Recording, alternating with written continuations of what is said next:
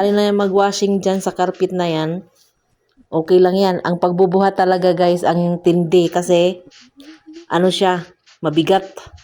Lalo na pag natubigan na siya, ang super bigat. So, pagkatapos kong nag-washing, binuhat ko na. Grabe talaga ang tindi ng tama sa aking katawan guys. Hindi na ako nakagawa pa. Hindi na ako nakagawa pa ng ibang gawain pagkatapos nito.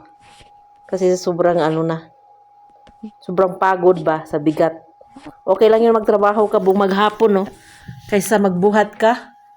Magbuhat ka ng mabibigat. Diyos ko, ang tindi po ng tama sa atin.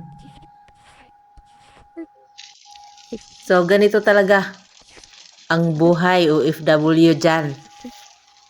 Buhay OFW sa Saudi, guys.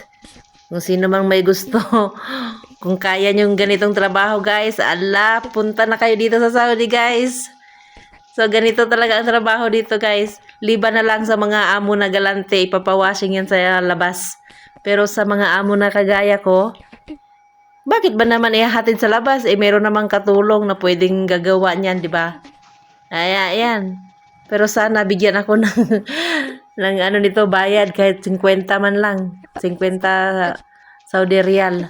Makapawi man lang sa pagod. Ang hirap kaya dyan mag-brush. Buti na lang nakakita ako ng brush na malaki, mahaba. Ay kung yung maliit lang para sa kamay, handy ba? Nako, kailan pa kaya ako matatapos? Buti na lang na itabi ko yung mahaba na brush. Tinatago ko yun, itatago ko pa yun para sa susunod talaga, guys. So, ayan na. O, sinong mag-Saudi dyan, gusto nyo, punta na kayo dito kung kaya nyo gawain na ganito.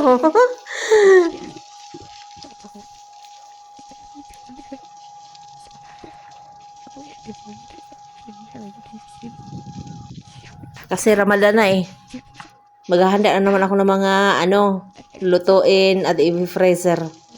Yung mga sangkap na lulutuin para sa Ramadan. Kailangan i-prepare ko yan at i-freezer. Kaya kailangan maglinis muna ako para tuloy-tuloy na yung pagluluto ko sa kusina at hindi na ako mag-general cleaning, guys. So, ganito dito ang mangyayari, guys, kapag palapit na ang Ramadan. Kailangan mo mag-general cleaning at mag-prepare ng mga sangkap sa Ramadan. So, ayan lang po ang aking update for today's video. Thank you for watching. See you in my next vlog. Bye-bye. Good evening.